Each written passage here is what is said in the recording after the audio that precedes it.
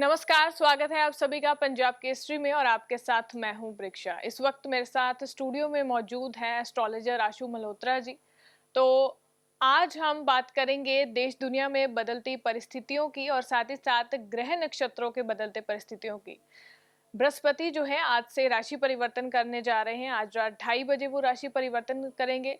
उसका उसका जो है अलग अलग राशियों पर क्या प्रभाव होगा वो भी हम जानेंगे।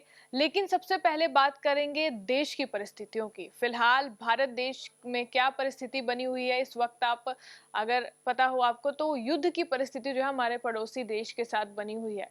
क्या ये परिस्थिति ऐसे ही रहने वाली है या ये परिस्थिति अभी ठीक हो गई या ये और बिगड़ेगी? इस बारे में नक्षत्र और ग्रह क्या कहते हैं, इस बारे में मेरे साथ जानकारी साझा करेंगे आशु मल्होत्रा जी। सबसे पहले सर आपका स्वागत है। नमस्कार परीक्षा जी। सभी दर्शकों को मेरा नमस्कार। तो आशु जी, जिस प्रकार की परिस्थिति बनी हुई है भारत देश और उसके पड़ोसी मुल्क के बीच, फिलहाल आज की क्या परिस्थिति है? क्या आज शांति रहने वाली है या आने वाले दिनों में क्या कुछ होने वाला है, जी, वो जरा बताएं। जी, मैं सभी को ये बताना चाहूँगा कि सबसे पहले परीक्षा जी 30 मार्च में जब हमारा संवत बदला 2082 शुरू हुआ है, उसके बने हैं राजा सूर्यदेव और 13 अप्रैल को वो सूर्य मंत्री भी बन गए। लेकिन वो 60 दिनों से पहले उन्होंने 60 दिन राहु और शनि से गोचर किया, उसके बाद ही वो राजा बने हैं और मंत्री बने हैं। तो इसका मतलब ये हुआ कि जो धर्म विरोधी लोग हैं, ये वाला संवत उनके लिए बहुत हानिकारक होगा। क्योंकि इस समय 29 मार्च से शनि भी मीन राशि में आ चुके हैं। जो मीन राशि धर्म की स्थापना करती है, वो देवगुरु बृहस्पति की राशि है और वो दंडित भी करती है, वो दंड की राशि भी है। तो वहां पे शनि का आना ये दिखा रहा है कि जो पिछले 30 वर्षों से लोगों ने धर्म विरोधी कार्य किए हैं, पीड़ा दी है, झूठ बोला है, फरेब किए हैं, तो उनके लिए ये वर्ष, चाहे वो देश हो, चाहे वो कोई राज्य हो, चाहे वो शहर शहर हो या कोई व्यक्ति हो, उसके लिए शनि तैयार खड़े हैं उसको पीड़ा देने के लिए, इसमें कोई संदेह नहीं है। और कभी भी हमने अपने पड़ोसी देश के साथ कभी भी कोई चालाकी या उसके साथ दुर्व्यवहार नहीं किया, सबसे पहले पहल उसने ही की है। तो ये साफ साफ जो ग्रहों की गणना बता रही है कि उसके लिए ये समय अच्छा नहीं है, जो भी भारतवर्ष के साथ धोखा करेगा। तो यहाँ पे ये जो युद्ध की स्थिति बनी है, अगर मैं उसकी बात करूं तो आज रात यानी 14 और 15, रात के 12 बजे के बाद 15 तारीख हो जाती है। तो आज मंगल देव नीच राशि में बैठे हैं, कर्क राशि में, और वहां पे 18 डिग्री पर पहुंच जाएंगे वो।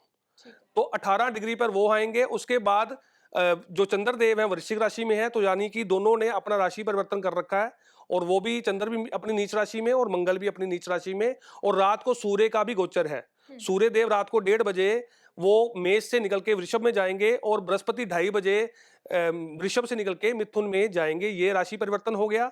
और इसी के साथ आने वाले समय में अगर 18 मई की बात करूं मैं, 18 मई को राहु और केतु भी राशि परिवर्तन कर देंगे। तो यहाँ पे क्या होगा, ये देश और दुनिया पर क्या प्रभाव डालेगा? क्योंकि मुझे लग रहा है कि अभी जो वर्तमान में लड़ाई झगड़े का जो योग बने हैं, युद्ध की स्थिति जो बनी है, ये अभी खत्म होने वाली नहीं दिखती मुझे। क्योंकि जहां जो लोग फरेबी हैं, जो देश फरेबी हैं, हमारा पड़ोसी देश जैसे है, तो वो अगर फरेब करेगा तो भारत बहुत बड़ा कुछ कार्य करेगा और उसको भी उसकी पीड़ा सहनी पड़ेगी। धर्म की स्थापना अवश्य होगी। जो भी चीजें हमारे भारत में अप्रिय हुई हैं पिछले कई वर्षों से, भारत उसमें आगे बढ़ के अपने देश की उन्नति करेगा। हमारे भारत की तरक्की बहुत मुझे नजर आ रही है। लेकिन भारतवर्ष में भी जो लोग भारत में रह के भारत विरोधी हैं, तो उनके लिए भी समय अच्छा नहीं होगा। तो ये चीजें वृक्षा जी दिख रही हैं मुझे। तो अगर मैं बात करता हूं ग्रहों की भी, तो जैसे ही 18 मई को राहु केतु बदलेंगे, तो राहु के ऊपर मंगल की 8वीं दृष्टि आ जाएगी। ठीक है जी। और उसके बाद केतु के ऊपर शनि की भी उल्टी दृष्टि 8वीं आ जाएगी। तो यहाँ और बृहस्पति भी राहु को ही देखना शुरू करेंगे। तो ये योग क्या बता रहा है? अगर मैं बात करूं मंगल की, वो दबी हुई आग है और राहु धुआं है। दबी हुई आग से हमेशा धुआं निकलता है। और जैसे ही बृहस्पति देखेंगे, बृहस्पति हवा है, तो वो चिंगारी को फिर दोबारा उजागर करेंगे। तो यहाँ पे अभी देश और दुनिया में आगजनी और लड़ाई झगड़े के योग बने हैं।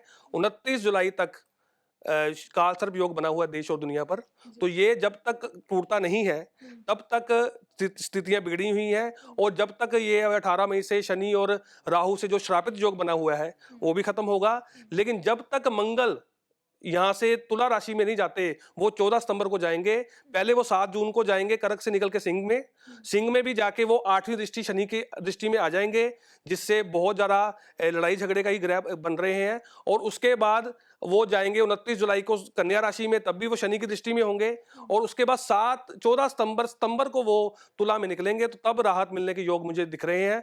तब तक ये जो देश और दुनिया में स्थितियां हैं, युद्ध की स्थितियां बनी हुई हैं, कई देश आपस में भिड़ रहे हैं, तो बार बार ये युद्ध हो सकता है जब तक मंगल की स्थिति अच्छी नहीं होती।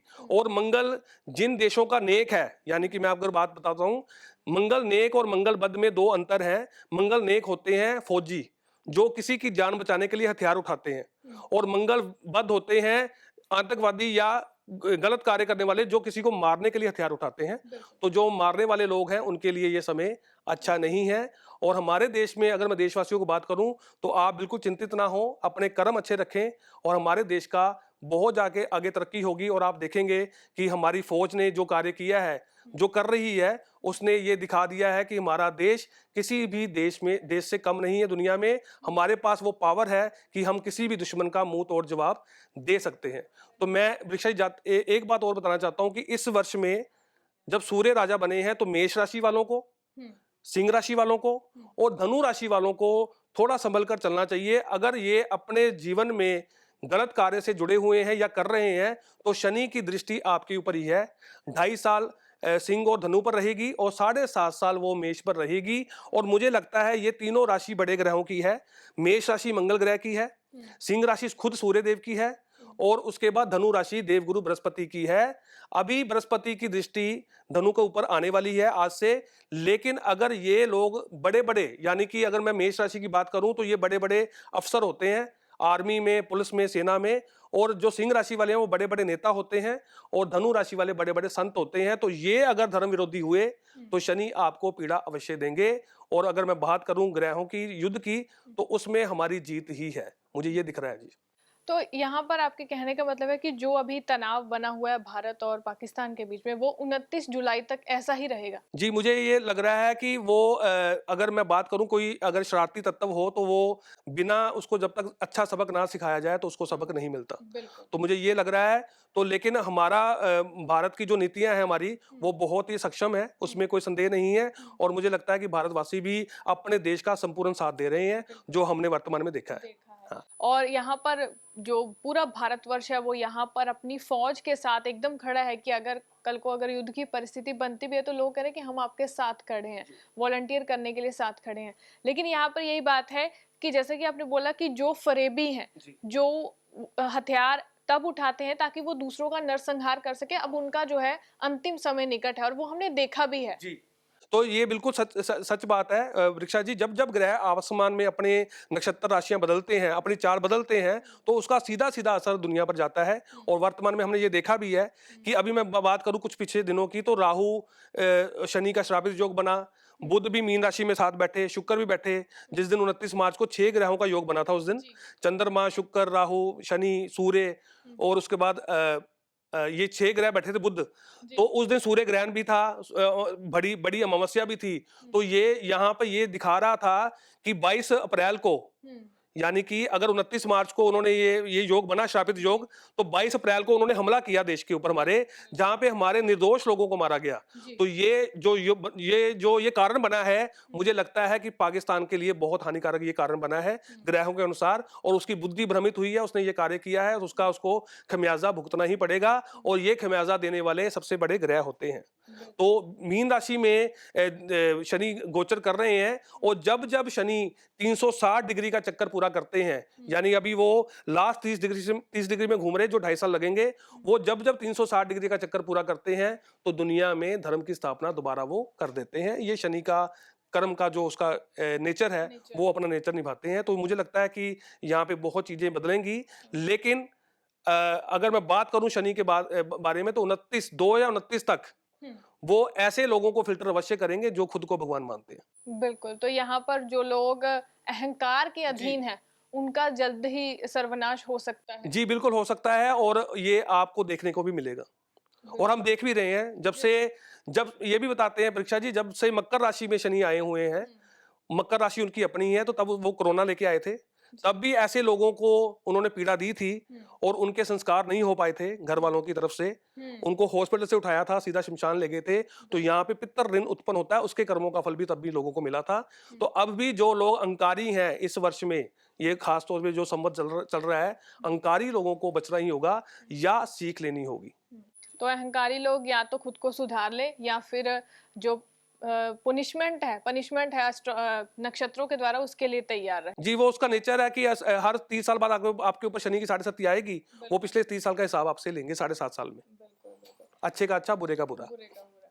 तो इस एपिसोड में हमने बात की है देश दुनिया में जो हालात बने हैं और कब तक इस तरह के हालात बन सकते हो। तो यहाँ पर आशु जी ने जैसा बताया कि जो लोग अहंकार के अधीन है वो जरा यहाँ पर अलर्ट हो जाएं, क्योंकि जो शनिदेव है वो आपको आपके कर्मों का जो फल है जरूर यहाँ पर देंगे। तो फिलहाल आज के लिए इतना ही।